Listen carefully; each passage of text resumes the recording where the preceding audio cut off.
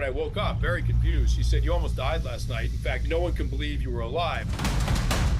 I went into the games not knowing what was coming. As humans, we just hate uncertainty. Just sense that it was out there. You have to start somewhere. We're all programmed to push ourselves even farther. This is On the X, an IRONCLAD original.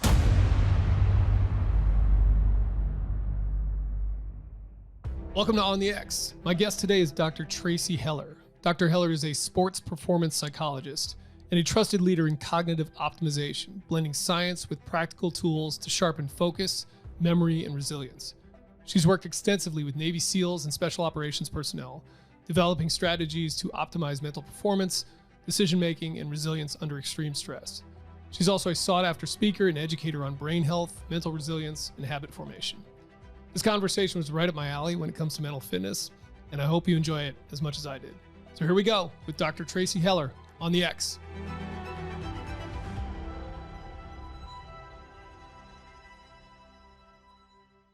Let's just start with, what is your current job title? I am a cognitive enhancement practitioner. Okay. You can say that I work for an East Coast-based Naval Special Warfare Command. Okay. All right. Got it. Got it. You work with SEALs, though, and Yes. Naval Special Warfare operators and support personnel as well, right? Okay. Yes. Primarily operators. So, yeah. Okay. Got it. What did you do? Yeah. What did you do before this role? I worked for the California Department of Corrections and Rehabilitation. Okay. And I was a clinical psychologist for them. Okay. Got it. And what's your what's your background before that? Like, where did you go to school for that? So my whole education background is that I went to undergrad from St. Lawrence University, and I always knew that I wanted to be a sports psychologist. Like, I'd known since I was, I don't know, probably like 12 or 13 that this is what I wanted to do. And so when I was at St. Lawrence, I was doing my studies in psychology and exercise science. And at the time it was called sport and leisure studies. And then my senior year, they finally hired a sports psychologist. And I was like, this is the deal. 8:30 in the morning, I'm in there, like in front row in this class. And then I went and got my master's in sports psychology. And then I got my PhD in sports psychology. So my master's is from McGill in Montreal. And then my PhD is from Florida State. And so I kind of did this like dual program, which was counseling psychology and sports psychology. So I'm licensed as a psychologist, but then I'm also a certified mental performance consultant through the Association for Applied Sports Psychology. And then went out to California to work for the California Department of Corrections and Rehabilitation, because the first the first major wicket to becoming a licensed psychologist is you have to do a year of residency, essentially, like your pre-doctoral internship. So I did that for a year out in corrections, and then stayed, and I got hired as a psychologist. And then I got licensed out there, and then I became a senior psychologist with the California Department of Corrections and Rehabilitation, and then was also a training director for the internship that I was a part of when I first started out there. And then we got into like the some of the big contracts started coming out for working with the military. And I remember being at one of the sports psych conferences, and they're up there and they're doing this presentation, and one of the presenters, his phone went off, and he's like, "Oh my gosh, you guys," he's like, "just got the notification. Get your Vitas ready. We're going to be hiring." And so that was kind of the beginning of, the options of working with the military. And the military is actually the largest employer of sports psychologists in the country, which is wild. And then the POTIF contract came up, and I just didn't know I could ever dream of something as awesome as this career. Like, I knew I wanted to do sports psychology full time, but it was just POTIF. really. Is that what you said? POTIF? Yeah. Yep. Which means POTIF. Stands for what? Preservation of the Force and Preservation Family. of the Force. Got it. Got it. And it's a SOCOM initiative. So it's all across all the different branches. And so I'm a contractor working on that contract, and it's awesome because it's integrated services. So you're working with, spiritual domain, physical domain, I'm part of the cognitive domain.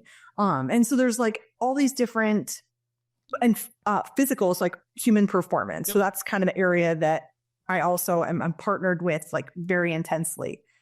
And so we have these like phenomenal resources that we get to use to help to keep the operators like as operational as possible. So enhancement and sustainment of performance over time. Yeah. Which I love it every day. So I have so many questions out of just what you just already have said. So let's start with, what is sport and performance psychology? What is sport psychology? What does that mean? In fact, it's like I read your deck and it's like the very first slide is like, what is this, right? So what does that mean? Yeah, so it's the combination of exercise science and performance psychology. So we look at research and application all across the board, whether it's with sport-specific interventions, whether it's with exercise science. Like we come from kind of a background more of like team dynamics, from applications within, some kind of competitive background or even performance background. It's not just like sports psychology. When you think about it, it really is more of a performance tilt to it, because even organizations like Cirque du Soleil have sports psychologists that work with them, because it's a really, specific performance that they have to do that's very, very dangerous daily. And so we kind of pull from all of those different areas and try to use as many evidence-based interventions as possible. But whenever there's not evidence-based, we go with evidence-informed and do the best that we can to pull from those different resources to provide the best services that we can for our clients. So is it 100% what you do mental, so to speak, in the sense that there's no exercises involved in it, or is that a component of it too? There's exercises. It just may not be like running or lifting, but you have to do homework, Okay. So whenever I'm working with clients, like we have kind of strategies or development plans that we're working on to meet their goals of what they want to be awesome at. And so part of that includes like the time that they spend with me in the office. But then they have to go and practice all of these things, just like the same as working with any other, physical domain coach. Like if you're working with a pitching coach, like you still have to practice pitching, not just the time that you get that coach. And you said you were always interested in this. Why is that? So way back in the day, I used to luge, and it's luge, like the thing in the Olympics, the sled thing. Okay, got it. Wow, I don't think I've ever met anybody who, and can you say, you can use it as a verb like that? You can say, I used to luge. Yeah, to luge. Yeah, I used to luge, participate in luge. It's like weird when people call it the luge. Oh, you did the luge. And I'm like, okay. I've probably been saying that wrong my whole life too. Okay. It's not something that most people just throw into their. Yeah, it doesn't come up in casual conversation all that much. For that one Austin Powers movie where he was like, yes, right. Luge lessons in Europe. Lessons, yes. That's right. Yeah. Okay, so there's a whole bunch of stuff right there. So you used to luge. Yeah. Yes. Okay. And I was part of, so the organization's called USA Luge. And they used to do these kind of clinics where they would go around the country and, test out, like give this opportunity to introduce this random sport to kids all across the country. I happen to be really blessed that I was already living in Lake Placid, the Olympic Village. So I got exposed to some, very non-traditional sports. Okay. That makes sense. Yeah. Got it. So I tried out and got it into their junior development kind of pipeline, and we're training at the Olympic Training Center. And they had someone that was working with us on sports psychology. And I loved it. I was like, this is the best thing ever. I cannot believe that this is a job. People get paid to do this. And so I remember working with that sports psychologist and just thinking, this is the best, because I'm a very trait anxious person. Like I always want to crush everything and I want to be the best at everything. And I'm like super competitive all the time.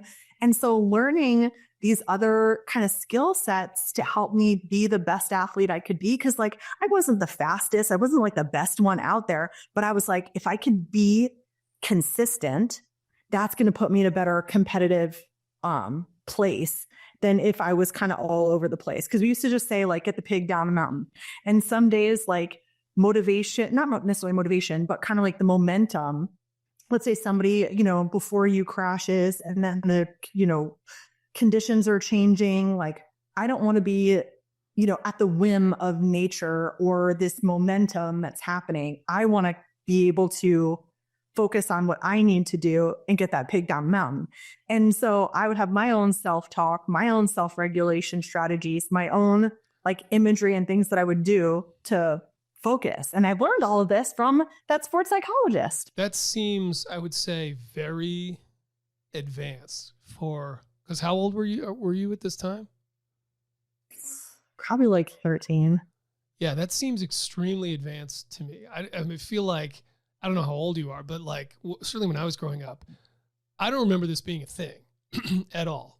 Yeah. Sports psychology, even the mental side of even that concept of like the mental side of the game. I grew up as a soccer player, was a wrestler. I mean, I played sports my whole life. Yeah. I don't think we ever talked about it, ever.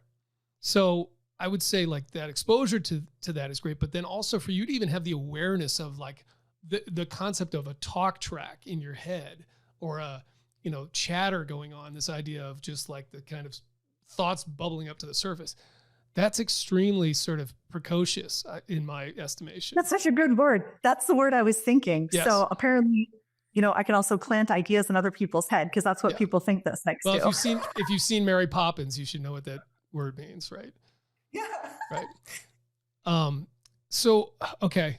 Yeah, the luge thing is funny too. I could go down a whole rabbit hole of that because I assume it's a sport I'm assuming you need like a specified track and all of that, right? Like it's not like you can't just crop up and like, hey, I'm gonna just pop into town and do some luging here. No, there's only certain places around the world that you can do it. All right. So this experience sparked your interest in it. And you sort of talked about kind of what you did there in terms of schooling and everything. I'm curious on the Department of Corrections piece real quick. Were you working with inmates or the staff, the guards, both? No, I was a psychologist working with individuals that were incarcerated. Okay. And so I spent 6.5 years doing that. And I thought it was like a phenomenal experience, a phenomenal learning experience, a great place to work. I worked with terrific treatment staff. And I'm really grateful for that time because I think it really helped me kind of develop as a psychologist, really good at trauma work and things like that. But it wasn't necessarily, that passion that I had. I didn't come out of the gate saying, oh, I want to grow up and work in corrections. Like I really wanted to get into sports psych. And when that POTUP contract finally came out, that was my shot. Yeah. Just hanging on the Department of Corrections things. Were there like commonalities there that you were constantly working on with people, right? Like, are there specific sort of, as you've worked with different groups, I'm curious on, I mean, I'm not trying to like equate the military to inmates at all here, but I'm curious of what's different about those groups in terms of this sort of the challenges they face that you're working with them on, and even what some of the similarities are potentially. Yeah. So the population that I worked with, it was kind of adolescents and young adults. So at the time it was juveniles, and at the time it went up to age 25. Mm-hmm. And so, it can be anywhere like teenagers up to people in their early 20s. And so there was a lot of, trauma, like complex trauma, a lot of substance abuse, and a lot of gang activity. Mm-hmm. And so a lot of it was focused on like teaching, sobriety, helping people with sobriety, helping people with like just school stuff, and like life skill things, because if they came from environments that didn't necessarily support, proactive lifestyles, like helping them learn other ways of doing things and feeling more comfortable with that, because I did do like all the clinical kind of stuff with like cognitive behavior therapy, and there's a lot of complex diagnoses that we worked on, and a lot of like crisis intervention kinds of things, suicide evaluations. And so a lot of people with unstable views of themselves, unstable interpersonal relationships. And so helping them learn how to feel safe, how to feel protected, how to, have an established boundary and be able to hold that and maintain relationships. And I thought it was like really rewarding. Because then when you see these clients like coming into their own and navigating the world in a way that they want to navigate it, and not that necessarily that they're being exploited or other people are taking advantage of them. They're getting the education that they want. One of my clients was the valedictorian in her class, and I was over the moon for something like that. Like, what a wonderful thing to be able to witness and be a part of. So I greatly appreciated the time that I was there. And then, working with the military, you do hear situations of people that are coming in with trauma, or, that they would say something like, it was either, I'm going to go to prison or I'm going to go into the military. And I chose the military. And there's one person that I know that specifically a judge told him, hey, you're going to go into the military, or you're going to go do some time. And he's like, I'm going to enlist. And so, people find their way in different ways. And it's just, one set of kind of rules that people live by maybe are dictated to them by a gang, and others are dictated by the US government. Yeah. Just refresh my memory. Difference between a psychologist and psychiatrist is psychiatrists can prescribe meds, psychologists cannot. Is that correct? Okay, just making sure I had that right in my head. So when you got this contract with the military, was that your first exposure to the military, dealing with the military? Do you have any military in your background? Did you have any work like that in the past? I had not worked for the military prior. My great uncle was actually stationed here in Virginia Beach, like way back in the day. And so it was really wild to hear my mom tell me about, in her childhood coming down here for the summers and visiting him. And I remember when I was little, like at his funeral at Arlington, and just being really kind of impressed by everything. And then, I didn't think that this was necessarily going to be what my future was. And here we are, and it's awesome. And I love it every day. I love it. How long have you been doing this now? 10 years.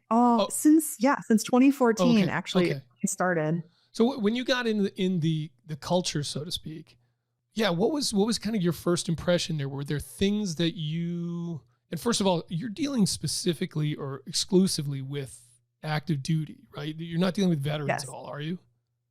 Correct. Okay. I am on the day-to-day. I see operators all day, every day. Okay. Got it. Yeah. And are they required to come see you? Are they referred to come see you? Is this just an optional like resource that's available to them? It is optional. Okay. And I want to keep it that way because I have rose-colored glasses about all of this. I am so unbelievably blessed to get to work with people that are motivated, that are passionate, that are driven, and it's awesome.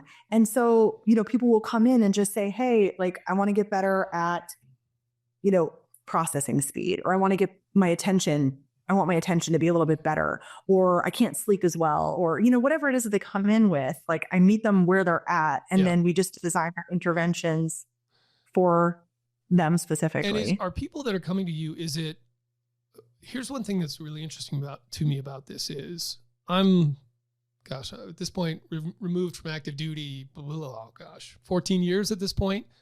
And certainly when I was again, I think the idea of kind of the mental aspect of this thing didn't go beyond suck it up. It was just suck it up. That's your mental game is suck it up. That's it. And I feel like we're evolving past that now, which I think is really a great thing. But it was also, if you had challenges in this regard, certainly if you were like, I need to go talk to somebody, that was like a red flag. It was potentially, you might be pulled out of, your job or something like that. Whether or not that was really true, I'm not 100% sure, but certainly that the fear of that was real. Yeah. And so has that changed materially? And are these guys coming, is it viewed as therapy or is it viewed as training? In my office, it's training. I am licensed. And so if there are kind of mental health things that come up, we always give them the full, option list of, we have our embedded behavioral health providers that are always available. And then we can provide referrals. Like we could walk them over if they, get lost along the way. Yeah. There are other, services like our military family life counselors, the MFLACs, like they're, and the Navy SEAL Foundation also supports Headstrong. And so there's tons of different resources that they have for mental health stuff. The things that they do in the office, in the cognitive office, is a great complement to mental health. Like it's going to help improve their mental health for sure. But I think that we're kind of like on different lanes, like on the same highway and all going forward in the same direction. So they don't have to just only work on a behavioral health issue and not work on a performance thing, or only work on a performance thing and not work on behavioral health. They can work on all of these things simultaneously and get the outcomes that they want. But I think the stigma, like again, my rose-colored glasses, I think the stigma is really being reduced because they know in the cognitive office, it's kind of the no judges place. Like just come in, tell us what's up, like what's the issue, and then we'll give you a bunch of different resources to fit whatever it is that you want to start working on at whatever level you're comfortable working on it. Has some of that been a marketing challenge for you at all? Like, have you seen that? I'm looking at terms here like cognitive optimization, cognitive behavior enhancement, which like that's helpful, right? I see cognitive optimization. That sounds cool to me. That's doesn't sound like I'm weak or anything like that, right? So has that been part of the equation at all? Some of the terminology? Well, in the vernacular around the command, people just kind of call it the mind gym. Ah, cool. And yeah, so, awesome. Love it. Yep. Right. Yep. So we're right next to the physical gym too. So we're right there. And I think that the guys do a wonderful job referring each other come into the office. And it's like word of mouth. And so let's say you work with, one guy who is getting these really great outcomes and his performance is improving and his buddies are like, dude, how did you get so much better, whatever shooting thing or something that he's doing. And he'll be like, oh, well, I started working on this or that with Tracy. And then that guy will come in and then he'll tell his friend and then he'll come in too. And so we get these like packs of people that are all in these kind of friend groups or roommates or whatever. And then we start just chipping away that way. And I used to do a lot of kind of bigger briefs and like capabilities briefs and stuff like that. I don't necessarily do those kind of as much. I mean, I'm going to refer everybody to this podcast. So they can. There you go. Yep. Hear Great. about Love it. it. And then, but yeah, like we'll get referrals from all over the place. Like behavioral health will send us people, sports med, the guys will send us people. So, we work with a lot of the new guys coming in, and now it's embedded all across the pipeline too. So like from jump, from buds, people are getting exposed to this. And because like you said before, it's a whole different kind of landscape now. Like sports psychology is everywhere. Yeah, so if for sure. these guys are coming from, college sports, like they've had a sports psychologist work with them in college because these things are more prevalent now. Yeah. And I think certainly when it's couched in terms of this will make you better at your job. This will make you a more effective operator, a better operator, all of that. Yeah. That's appealing, right? Yeah. As long as you're not too sort of distracted or whatever by this sort of woo-ness of it potentially, or think, it's not really for me or something like that. So let's get into some of the specifics here. Are there Is there like a starter pack or something like that where you begin everybody like, okay, we're going to do these basics first? That's kind of one question. The other question is, are there kind of buckets of things where it's like, okay, these exercises, or I'm not even sure exactly how you do it, are for stress management. These are for decision making under extreme duress. These are for dealing with loss potentially, or guilt, or something like that. I'm just kind of like, frame that up for me. Yeah. So we start with kind of, and each cognitive person is different. Like we all come from different backgrounds, have different kind of specializations. The area that I rely heavily on is psychophysiology.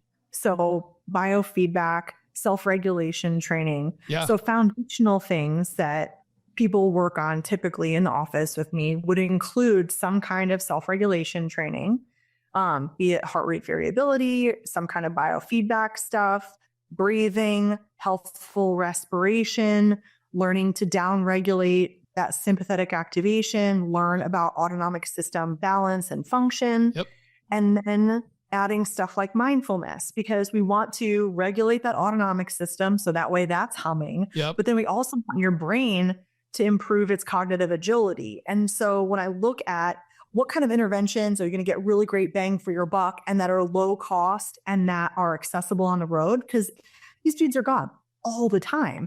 And so we give them, mindfulness programs that are free. They're online 8-week programs that are evidence-based. And so those will help them with sustained attention. It'll help with the cognitive agility. Is that a proprietary program, or is that one that's like an off the shelf? Free for everybody. Oh, so which one is that? PalouseMindfulness.com. Palouse Mindfulness. Palouse. Okay. How do you Palouse mindfulness.com. Okay, cool. And what is unique about that one, or special, or makes it the one you guys like? It's this beautiful program that's kind of a replication of this gold standard program from UMass Amherst. Okay. And there's a ton of research behind it. And it is kind of heavy lift. But if you really want those sustainable changes, like you want your brain to change, you want to be happier, you want to be healthier, you want to reduce your pain, you want to improve your sleep optimization, doing a program like that is going to help realign that brain. It's going to help with the sustained attention that people want and the cognitive endurance that people want. And so doing that program is wonderful. It's kind of a deep dive. There's education as part of it, and then also practices that are part of it. And so each day you're going to do probably about 35 minutes of a meditation, which seems like a lot. But when you also look at how much time do you lose during the day? Sure. Being lost in the sauce, or, ruminating, or, beating yourself or feeling poopy or something like that, when you can take that time and do something meaningful about it. And I remember when I started the program, I just thought, I slept through the first week, because I started it at a time when I was in incredible amounts of life stress. Like my mom had been really, really ill, and I was like, I couldn't sleep for weeks after, thinking like, that she was going to die or something like that. And then I was like, okay, it's time for the big guns, Trace. Like, you need to do this program to realign your brain too. And so the first week I started it, as soon as people are saying soothing things to me, I'm like, and like asleep doing it. But the part of my brain that needed to hear it was listening. And so by week 2, it's a little bit better. Week 3, it's even better. And I could feel myself being able to pay attention to the activity as they're talking to me. I could feel myself feeling more restored during the course of the day. I could feel myself not having that like stress response, in the afternoons when I was like getting really tired. Yeah. And it was beautiful. And it's non-pharma. This is not, it is addicting. I can tell you that, because once you know how to make yourself feel better, you're going to want to do this often. And so I give that program to everybody at work, because there are issues, with chronic pain, with sleep, and with mood. And we know if we can help restructure that brain through meditation and mindfulness, it's going to increase your happiness and your feeling of being present in your day to day. And when one of the guys came in and I was like, hey, so how did the program go for you? What did you notice? And he's like, my wife said that I am really present in my conversations now. And I'm not just looking through her. I'm there with her in that moment. And that's like a huge win because now we're improving relationships with people. And that's the goal, is performance in whatever realm that is for you, whether it's tactical performance, whether it's home, whether it's being a better spouse, being a better parent, being a better friend, being better at school, whatever, area, side, gigs, like building your businesses, whatever. We want people to be able to achieve what they want to achieve and help them get the resources to do so. So the mindfulness program is like pretty intense, but yeah, and people are traveling all the time too. So this way, if I don't see them for a few weeks or a month or a whole training cycle, at least I know they have something really good to work on. Yeah. And then we do a lot of biofeedback stuff. So whenever they are in town and we have the opportunity to have in-office appointments, we will talk about, doing our measurements and biofeedback things. Then they do their home training to improve on that stuff. And then we start working into the more, like individualized or specific things that they might want to work on. If they're, wanting to focus on like mistake management or, getting their mind right for different events that they're going to be participating in, or whatever specific thing, like if they're going to be in, part of a shooting competition or something, like we'll have specific stuff that we can train to, depending upon what that individual wants. On the X is proudly presented by Mechanix Wear. Known for their durability and comfort, Mechanix Wear gloves are made from top quality materials, offering protection against impacts, cuts, and abrasions. They feature advanced breathability and moisture-wicking technology to keep hands cool and dry during any task. Designed with precision, these gloves provide a secure grip and flexibility, helping users work more efficiently and safely. They've certainly been my personal go-to glove for decades. Mechanix Wear gloves are available at most retailers, on mechanixwear.com, and on GSA Advantage.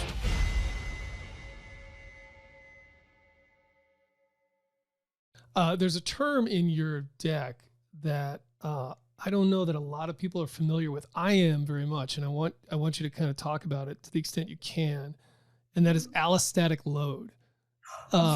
And this ties into this. There's a quote in there that says, "It takes a while to get fucked up, and it takes a while to get unfucked." And I think that plays in my mind, that really plays into allostatic load, certainly. Yes. Can you talk about that? What allostatic load is and how some of the stuff you do deals with it? Yeah, I love talking about allostatic load.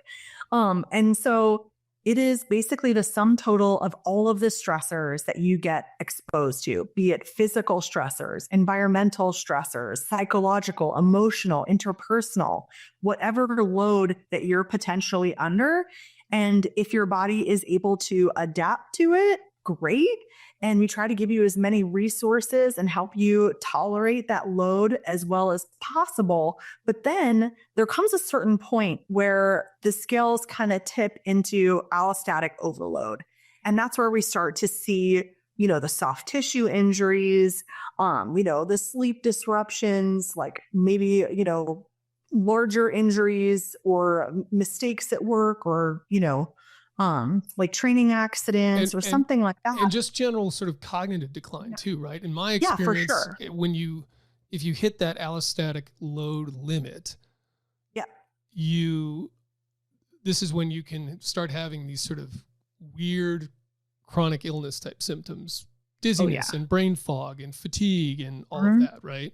Yes. Yeah. Yes.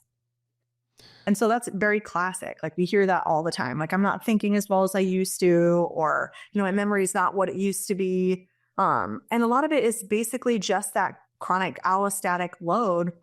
It's an extremely demanding occupation with an extremely demanding schedule. Yes. And then on top of that, you're expected to kind of maintain, a happy, healthy, hopefully, relationships with the people in your life that are important to you. And so there's demand at work and there's demand at home. And so how do you keep up with all of these layers? Yeah. And I should say too, my experience, this doesn't just apply to people in the military. Like there's all walks of life. You can hit this sort of allostatic load limit. And I think the part that look, I'm sort of talking from my own experience as a veteran and a former chronic illness sufferer. It can be a very challenging place to be because unlike sort of acute medicine, sole source things where you get sick, you get a treatment that helps you get better and you go on your way, it's a totally different animal in my experience. And this goes to the, it takes a while to get unfucked part is it's not a simple solution. At least most of the time, I don't think it is. It is something that requires sort of multiple, it's an onion that you're trying to put back together. It's like, you got to peel it all back up, and it almost takes more work to get back than it did to get to the bad place. Right. Yeah. Because I mean, you're, initially like you're young, you're bulletproof, you can do whatever, like caffeine, nicotine, like drink a lot, not sleep a lot. Your fueling is like, you're maybe eating some vegetables here and there, maybe not. But, over time, like you can't just keep living like that. Like we all hopefully have the privilege of getting older. And then, you start noticing the body's betraying you a little bit and youth is wasted on the young. Yes. So you would start being better. So is there a place you go, a piece of that you go at first? Because when I think of it, it's such a holistic thing where all of these factors can be at play. It can be circadian rhythm disruption. It can be poor diet or excessive alcohol consumption, toxic exposure, emotional dysregulation, HRV stuff, right? Like autonomic dysregulation, nervous system dysregulation for sure. So is there a component of that where you're like, we go after this piece first, or does it completely depend on the person? I think it depends on the person and where they're at. And so I try to present this kind of like in a global sense. Hey, here's like globally kind of what this might look like for interventions. And then you tell me what you're comfortable with to start off, because some of it is like micro learning, and it doesn't have to necessarily be like, I'm going to, like talk to you for 60 minutes and you just need to take a bunch of notes and everything. It's more so like, come in when you have time. We can have a 15-minute conversation. You can learn just via this passive conversation, in the office, and pick up a whole lot of information and be like, wow, that's actionable. I can do something about that. I try to make everything like easy, tangible, and actionable. Mm-hmm. So simple stuff would be like range hygiene and range optimization. And I have the Mr. Rogers approach. And I'm like, well, what does Mr. Rogers do when he comes home? He changes his shoes. He changes his clothes. Like he doesn't bring that stuff in. Ideally, he would leave that stuff outside of the house. So you're not tracking in all the, lead and contaminants and things like that you're bringing from the range. Like make sure that you wear a different baseball cap. Like if you're going to go shoot, don't wear the same hat in your personal life, because that hat is covered with everything that's coming back at you from all the weapons that you're shooting. And then you see, your kid, and your kid's like, oh, and they're touching it, and then they're licking their hands, and they've got a whole bunch of that in their mouth. And so even just getting somebody to have 2 baseball caps, and so they wear, one at the range and one for home, great, huge win. Now we're reducing a little bit of that allostatic load. And so trying to get people, we do different briefs like that, like, pairing with the dietitians quite often, because we can get a lot of really great conversations going and a lot of bang for the buck, because when people understand like the kind of interrelated nature of human performance and how what they're doing physically, is influenced heavily by their cognitive performance and their fueling and what they're taking into their body, we can start changing a lot of this stuff. We do a lot of things with sleep. And so let's say, someone's coming in and they have a lot of brain fog and things like that. Like we'll give them the option of like, hey, in this appointment today, what do you think is going to be the biggest bang for your buck? Do you want to work on sleep optimization, or do you want to start working on self-regulation? Or, I'll give them a few different options, because it's kind of like choose your adventure. So that way people remain engaged. They feel like they're getting what they need in each appointment in a timeline that is appropriate for them. Yeah. So, yeah. Can you talk about exercises specifically that help with the sort of resiliency to stress on an autonomic level? So I'm not talking about dealing with the thoughts of stress necessarily, but in terms of sort of the physical way that we process stress via the limbic system, if that's even a system. I know there's contention around that, but the idea that we have a portion, at least, of our brain, or portions that are sort of what's the right word here? Archaic and primal, so to speak, right? Yeah. Primitive, that are trying to help us stay alive in a very stressful situation, and that causes all this sort of physiological response. And if we become chronically in that state, that can be extremely destructive. So for sure, there's sort of thinking ways out of that, so to speak, of recognizing that. But then in terms of sort of bulletproofing your autonomic system, your HRV, what are we talking about there? Is it specific breathing techniques? Like I talked to Leah Lagos and resonance breathing. Yes. Is that something you guys do? Yep. Exactly. Yep. We do a lot of resonance frequency breathing. And so we can find the pace that your body likes the best to make sure that you're getting that bang for your buck in terms of autonomic system function. Because with that chronic sympathetic activation, the parasympathetic system, which is the braking system, which I always explain these different kind of areas to people. So your autonomic system, we have our 3 branches that we talk about. Your sympathetic, which is your fight or flight. Your parasympathetic, which is your rest and digest, feed and breed, sit and shit, tend and befriend. And then your enteric system, which is your gut-brain connection. So I'm not familiar with this third one. What is it called? Enteric. Enteric. So this is enteric system. And this is where our dietitian works very heavily. And so, because there is a lot of kind of gut dysfunction, like, sure. And so to help with nutrient absorption, to help with bubble guts and all the other funky things that can happen, retraining your parasympathetic system is super duper important. So we have a broad spectrum of interventions that we can do that are parasympathetic training. And I call it kind of cortisol management. Cortisol is a stress hormone. It's wonderful. You need some of it, but too much of it can make it harder to encode, retain, and retrieve information. And when your job is encoding, retaining, and retrieving information, we want to think about how can we reduce some of that cortisol. And so, because we know also cortisol influences your ability to sleep. Mm-hmm. And we want cortisol to drop so that way your natural melatonin can get produced. Your natural testosterone can get produced. And you have that beautiful hormone cascade. And you could have a nice anabolic environment to get your gains. And so we work a lot on that's gains awesome. with a Z. And so we want to make sure that people will have a full spectrum of parasympathetic engagement trainings to do. So we'll do stuff as simple as yoga nidra or sound baths and, these passive, gentle experiences. Explain to people what yoga nidra is. Because I love yoga nidra. I think it's awesome.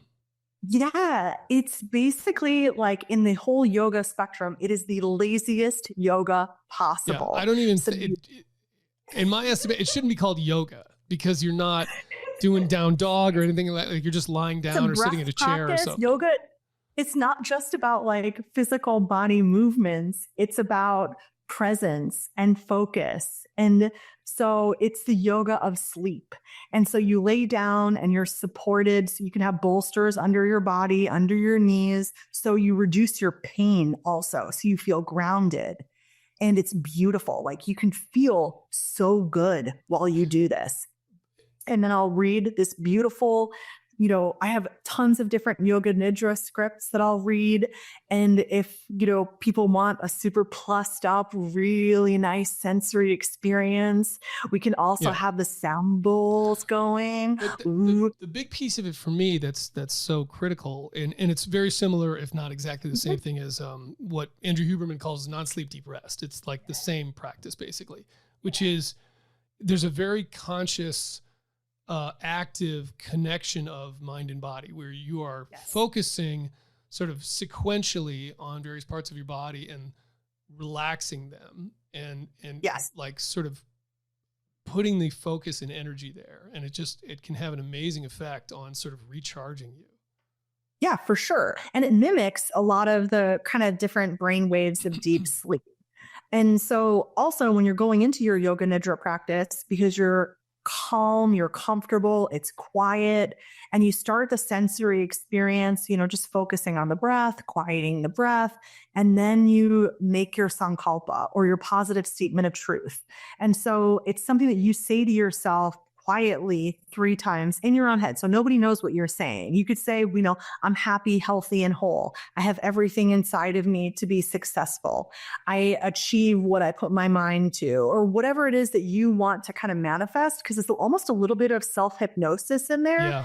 Because you start making those sankalpas and you're saying these things to yourself, you're in this kind of hypnagogic state. You're very calm and you're open to suggestion. And we know energy flows where your intention goes. And so set that intention for yourself. And then you start the rest of the journey through the yoga nidra stuff, like, rotation of consciousness through different parts of your body, maybe some imagery, some passive experiences. And then you come back to that grounding and that sankalpa, and you repeat your sankalpa again, then you come back out of it, and then the session's over. And we have a whole sorts of different ones for sleep, for grief, for difficult emotions, like whatever it is that a person has going on, we have got scripts for that. Cool. This episode is brought to you by BetterHelp, the world's largest online therapy service. With over 30,000 licensed therapists, BetterHelp offers affordable, professional, personalized care to help you take control of your mental health. It's like having a life editor, guiding you through new chapters to create the meaningful story you deserve. Plus, you can switch therapists anytime at no extra cost. Write your story with BetterHelp. Visit betterhelp.com/onthex today to get 10% off your first month. That's BetterHelp, HELP.com/onthex. What's funny is this is a yoga nidra, whatever you want to call it. It's a practice that I figured out on my own when I was like 16 years old, like not knowing it was a thing at all. In fact, I don't even know if it was back then, but I used to, and I still have this issue of just trouble falling asleep because I'm thinking about so many things. And it was like a way for me to try to get myself to just relax and sort of sink into the bed. And it was really effective, where I just kind of like, hey, let me just focus on my feet and try to get them to sort of sink into the bed. And then let me do this with my calves. And I didn't realize till like 30 years later that I was essentially doing my own version of this. Yeah. And who's precocious now? Well, it was just a practical solution at the time. Like it wasn't, it didn't seem like anything revelatory or anything like that. It was just, again, a practical solution to a problem that I had. For this sure. is pre-internet. You can look this stuff up, So yeah. Okay, so you got those things, resonance breathing. Are there other breathing techniques that, whether it's box breathing, the sort of the James Nestor, like perfect breathing cycle, whatever it is, 874 breathe. There's some other stuff there. Other things like that? We focus on healthy respiratory chemistry. Okay. Because we want to make sure that people breathe in a way that is helping their oxygenation status optimally, that they're not over breathing, that they're not becoming hypocapnic or something like that. Because there's lots of breathing styles out there that are maybe a little bit of, a little more wazoo, And so we like the Wim Hof stuff. Basically. Yeah. Like well, here's my take on that, and you tell me if I'm wrong. I think that it has its place, and I've done some Wim Hof stuff in support of like cold water immersion, where it can help in that regard. But I think for most people that are dealing with this sort of hypervigilance, central nervous system on overdrive, allostatic load, I think it's counterproductive. It's sort of contraindicate.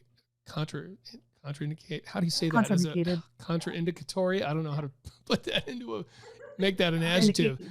It's but it's in those settings, it doesn't seem like it's helpful, and it's potentially harmful, I think. Yeah. Well, when you think about like, what it's doing. And this is why I love biofeedback, is because we can measure these different things. Right. It's really important. Like, how do we measure this different stuff? So if someone says like, this is, and I want a certain outcome, then we can measure like, is this really giving you the outcome that you want? Or do you think it's doing what you want because you're like addicted to the kind of cortisol and the stress response? And as soon as we take a little bit of that away, it's like, oh my God, what's going on?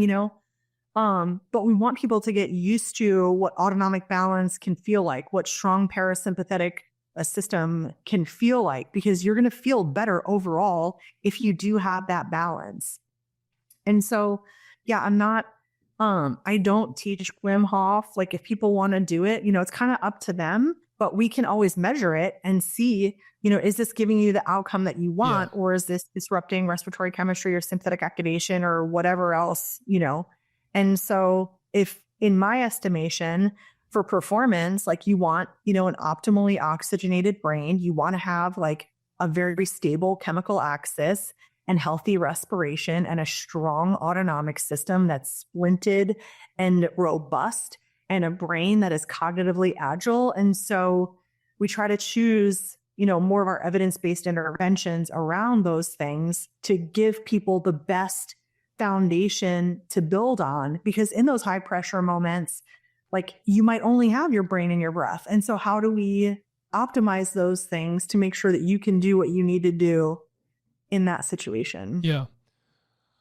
Speaking of KPIs, what about the things that are more kind of subjective, like the experience of things, right? So when we talk about like mental state, how do we measure that other than someone saying, hey, I feel good? Yeah. That's a real puzzle. I mean, I think about this, like $1 million question. How do you do this? Yeah. We struggle with that all the time. And like, I like to go off of, symptom reporting. Yeah. Are you feeling happier? Are you falling asleep better? Are you feeling more refreshed? Do people like being around you more? And so if you're getting good feedback from other people and, maybe noticing, do you smile a little bit more? Like that's a big one. There's certain stuff that guys will work on in the office and then they'll say, I don't know if it was a placebo or not, but I caught myself giggling. Who cares? And I'm like, exactly. I mean, and if the placebo is like, you sat there and you relaxed for a half hour, that's not the funny thing. It's funny. I was just talking, I think it was this morning I was talking to my wife about this, like, because we've got something we're sort of trying right now. I don't know if there's any evidence behind it, so I'll keep my mouth shut. But it's been helping me sleep a little better, I think. Yeah. And I said, I don't know, it might be a placebo. But then I said, but even if it is, who cares, right? Like, what does it matter as long as it works, or as long as the improvement is being made? It doesn't really matter, I don't think. That's why I want to start calling it like a yes-SIBO. Well, there's such thing as a no-SIBO. Yeah. Too, which is with the negative connotation. The negative connotation, which is if you believe something won't work, you can actually override the actual impact it's making to you. Yeah, for sure. This is why I plant the idea of yes-SIBOs. Yeah. As soon as clients say they want to work on something, I'm like, you're going to feel great. Yeah. Well, but I think that that's really important, because that's the one that always blows me away, is that if you can counteract the evidence, the science-based effect of something with the way you think about it, that should tell you an enormous amount about the power of belief in something. Yeah. What that can do. The brain is powerful. Hugely powerful, right? Either in both directions, positively and negatively, right? So to that point, is that something you ever talk about with guys too? Like, hey, your attitude is going to make an enormous difference in the effectiveness of this. Yeah, for sure. And so another reason why I'm super blessed is like people already have the belief, I think, when they come in that office of they're going to get some kind of gains and they're going to get a good outcome. And it's almost a self-fulfilling prophecy because their friends have had good outcomes and then they see those good outcomes. And so they're expecting they're going to come in and they're going to get, some similar, positive experience. And we try to always achieve that. And that's why, meeting people where they're at and helping them with whatever the symptom presentation is. And even if the symptom presentation is like, I feel freaking awesome and I want to be more awesome, let's go. I love it. Let's work on that, And so it doesn't have to be, it's not deficit based, it's optimal performance. So how do we help you be even more awesome? Even if that's just coming in and saying, oh, do you have any good book recommendations? Like, is there something that you like to read, or is there a podcast you like to listen to? Where do you get ideas? Or, even stuff like that. We can have those conversations. So what are those? I'm curious. If you're making let's say top 3 recommendations for books that sort of fall within your area of expertise, what are they? Yeah.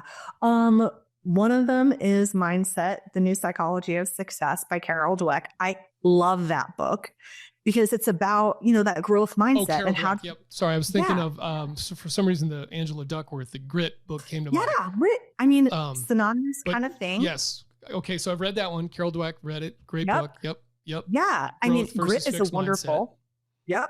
Yep. People are in the community are extremely gritty. Like that's, it attracts that type of person that is going to get to yes, that is going to find a way through.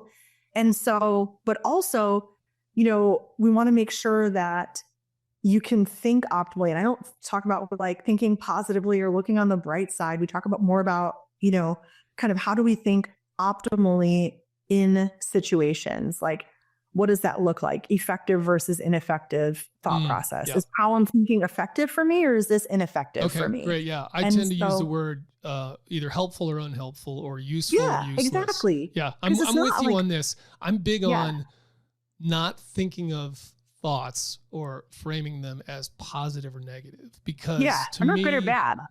Right. Because a negative thought hey, I'm out of shape, I need to get in the gym, can have a very positive outcome. Right? Yeah. So to me, good question. Yeah. So I like effective and ineffective. That may even be better. That's a good way to frame it. Okay. So wait. So mindset. So that's one book. What are the other? Yeah. The other 2? Mindset is one of them. Yep. I really like Think Again by Adam Grant. Yep. Because I like that power of relearning. I think that's an awesome book. I give out Leah Lagos's book all the time, Harper Mind, because I think it's such a practical and easy resource. Again, if people are gone and they want to work on something, that's a really great one. So those are probably some of my top 3. And if I could have a few more, sure, go. One of the classic books in sports psychology is The Mental Athlete by Kay Porter. And I know it's not one of the it's not like a newer book, but it is a classic, and she is revered in the field of sports psychology. And the stuff that she put out working with performers is such good stuff. And so classic stuff from her, from Terry Orlick.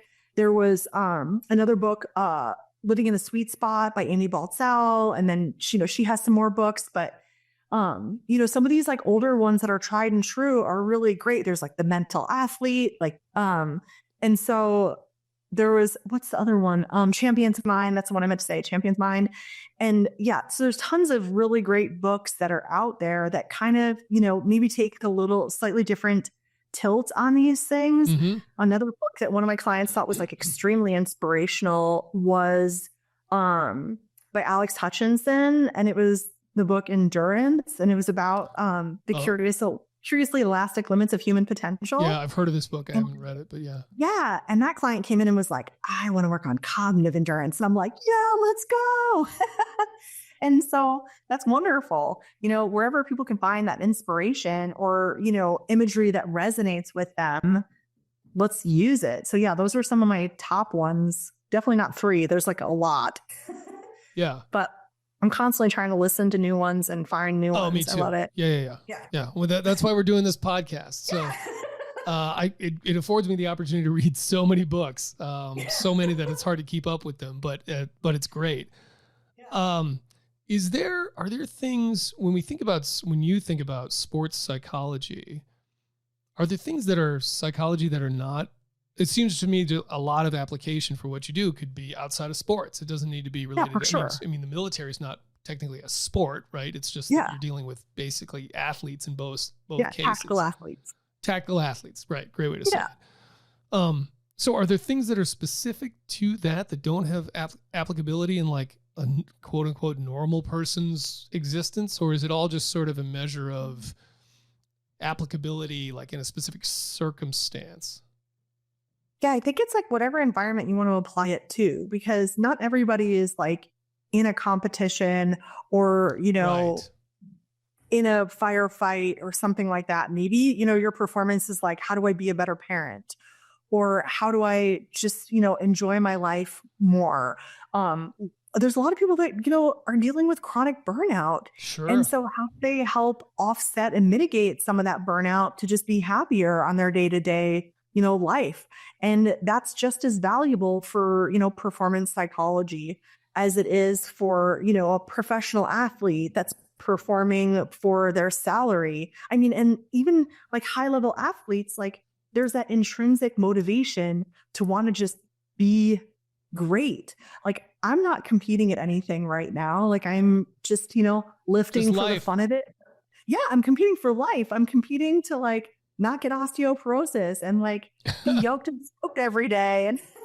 And so, whatever that marker is that you're trying to achieve, like you can use all of these principles to get better at whatever it is that you want to do. Are you working on a job interview? Are you trying to get a better job? Like, how can you be more eloquent? How can you be, more verbally fluent in a high pressure situation? Even if that high pressure situation is like a conversation.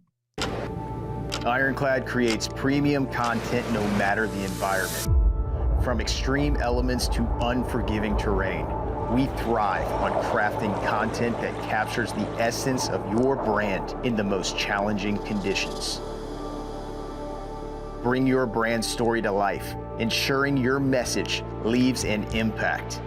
Ready to elevate your vision? Connect with us today at ironcladagency.com.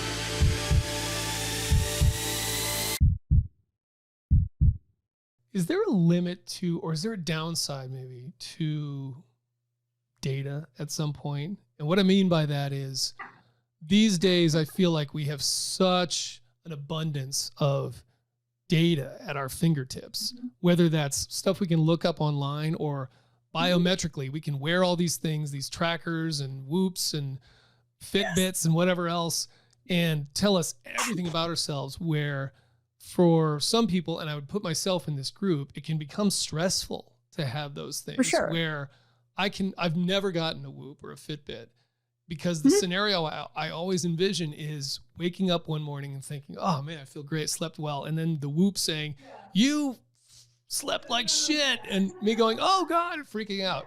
Right. So how do we, have you found that with people at all? Are there people where it's like, this isn't going to work? And is there a balance there to strike that's healthy for most people? I think there's totally a balance on that. There's actually another book that I read that was called The Tyranny of Metrics. Yeah. And so it was all about that. It sounds like it. Yeah. But in the day-to-day, you kind of take what is useful for you and let the rest of it go. I love tracking stuff. So I love data, but I also am not going to let this, ruin my life. Like I love seeing, the trends from my different workouts and like my heart rate zones. And, there was a year where I went really bananas with checking my HRV, and I did it every day. And I had 2 different test straps. So I was checking it on one system and checking it on the other system to kind of see like, how they kind of matched up, and then checking it on, the other biofeedback kits. And so, you can absolutely overdo it. I didn't feel paralyzed by it because I was like, this is just an experiment and I want to see what's happening. But some people, it can be like, it could get in your head if you let it. But it's also, if you're doing it from an education standpoint and you're like, yeah, let me just, fuck around and find out. Like, let's see what happens if I don't drink this week. What does my sleep look like? Yeah. Let's see what happens if I add a nighttime snack. What does my sleep look like? Let's see if I do start doing meditations. What is my HRV doing? If I start doing my breathing, what's my HRV doing? And it can be really reinforcing for these behavior habits. And so maybe you just measure for a month and you just measure it a few times a week and you start to see these trends like increasing, and you're like, yeah, you know what? And I feel good too. This is awesome. But you don't necessarily have to do this, all day, every day, for months and months on end. Like, do it to the point that it serves you, and then, you don't have to do it anymore. And you don't even need like all the, like gadgets and things like that. You could do like a one of the things that we talk about is thermal biofeedback. Mhm. And so teaching people about that parasympathetic engagement and how to quiet your sympathetic system down, engage your parasympathetic system. And you can measure that with chocolate. And I learned that from, Meaning what? How does that work? so there's this book, and it's about mindfulness and biofeedback for everyday life by Dr. Ina Kazan. This is also another really great book. And so in it, we talk about, and she was our mentor, working towards our board certifications in biofeedback.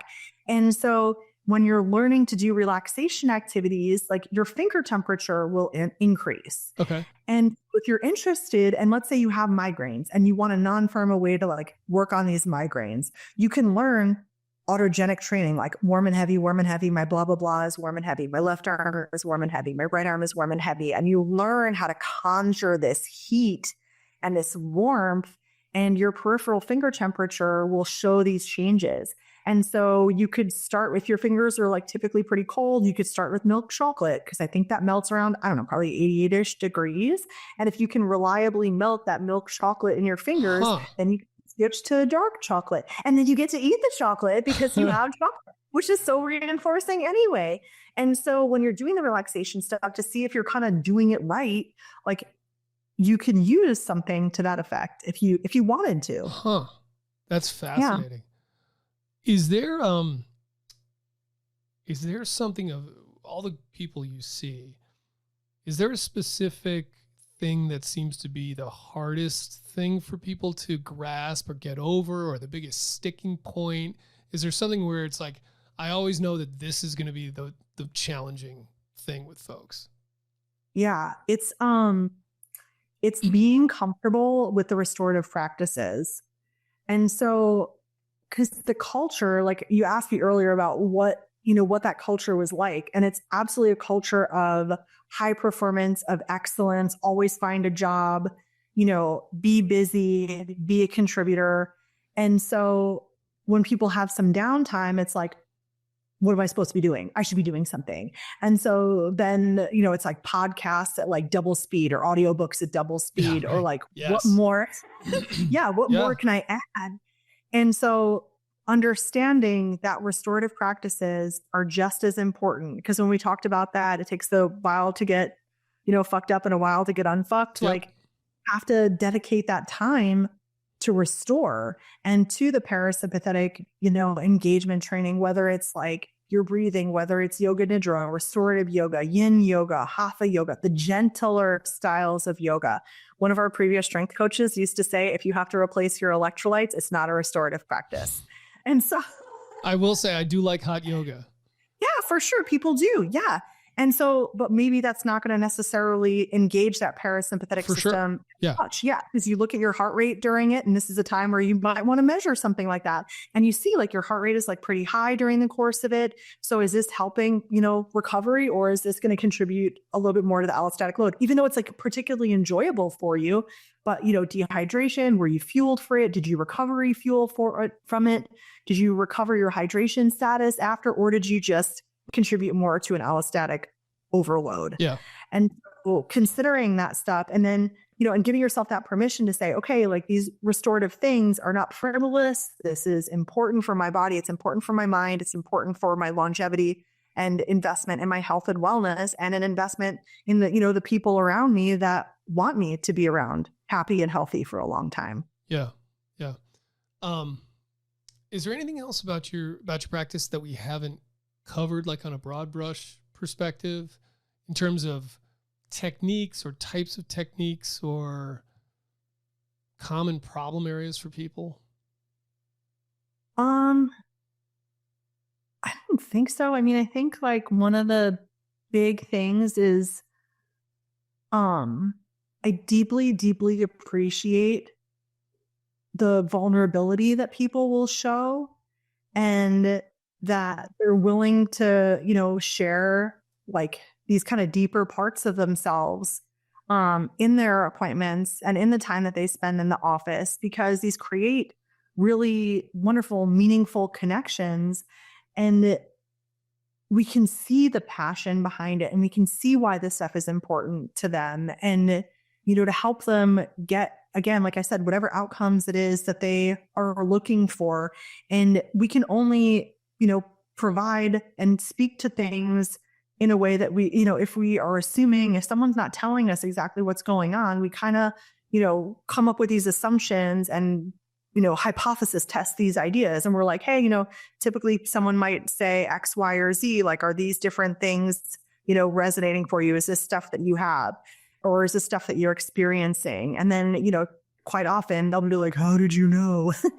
Well, been there a while, heard a few things, And so then we could say, all right, well, here's like the ways forward. And if anything else pops up or your significant other says anything, or, you might keep an eye out for these different things, like let us know, because this is also stuff that we can holistically help work on and help fix. Yeah. For everybody that's listening to this, that is not a special operator and doesn't have access to a U and isn't looking to go to therapy or anything like that, where would you have them start? Or just in terms of the basics, if they're looking to do these things like, hey, I want to just sort of like feel happier in general or have a little bit more awareness about things, start a mindfulness practice. I want to do some stuff to just kind of regulate my autonomic nervous system, these things we talked about. Where would you have them start? I mean, I would think about like, what do you do for your pets? Like, what do you do for your dogs and your cats and things like that? Like, they have a beautiful schedule. Like, you take them out for a walk in the morning. They get morning daylight. They get nature. They have fun. They play. So find the joy. Like, notice again, like the things that bring you joy and like spend time doing that. And because we, as adults, we get like really bogged down in like lame stuff, like our cleaning and meal prep and blah, blah. But, we have to still enjoy this beautiful life that we're blessed with.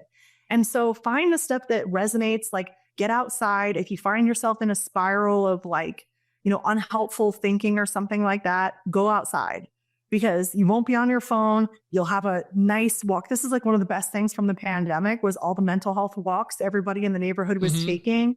And you start to see your community and meet everybody and every dog in the neighborhood. And it's awesome. And so, thinking about that, make sure you fuel yourself as well as possible.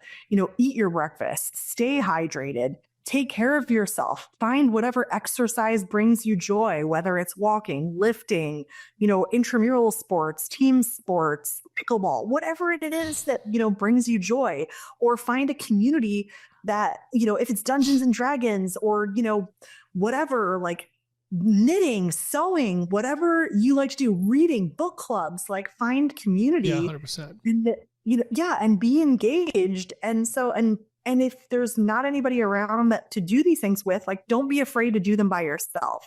Like, it's still just as joyful, to experience sunshine on your face if you're by yourself. Go for a beach walk, get out there and hug a tree. I love this idea of treat yourself like you treat your pets. That's a great, you should like trademark that. You need to write a book that's called Treat Yourself Like Your Pets. I think that's a great way to approach it. That's awesome. I mean, my pet is pampered. She is living her best. But it's not necessarily the pampered aspect of it. It's like, hey, we go for a walk and we play, and then we go to the dog park and they play with other dogs, and we feed them well, but they're not overfed, and we don't give them junk food for the most part, right? Like, I mean, we give them a treat occasionally, but not all the time. Like, I mean, all of those things. I've never thought of that, but that is a great way to say it. I like that idea. Routines. People like routines. Let's end it there. I think that is a great way to put a bow on it for everyone out there. Treat yourself like your pets. Unless any other thoughts, or is there anything we missed? Any big kind of items on your mind that you think we should have touched on that we missed? I don't think so. I'm grateful for this opportunity, and I had a super fun time, and hopefully, inspired the next generation of sports psychologists to want to get out there and do something really cool. It's great. I'm jealous of the guys that have this, because I didn't have access to this, and I would have so loved. Cool. I think it's super. Look, I think it's such a step forward. I think it's super helpful, and I'm really happy that that's part of the community these days, and I hope it continues to be, and I hope it continues to grow, because I just think it's so valuable. Yeah, I mean, they're heavily, like SOCOM, NSW, heavily invested in, the people side of the house. Like, how do we help people stay ready and resilient and deployable and doing the things that they love to do for as long as they want to do it and do it well. Thanks for listening to On the X, the official podcast of the Navy SEAL Foundation and an Ironclad original series sponsored by Mechanix Wear. Learn more at NavySEALFoundation.org or text On the X to 60104 to join our subscriber list. See you next time.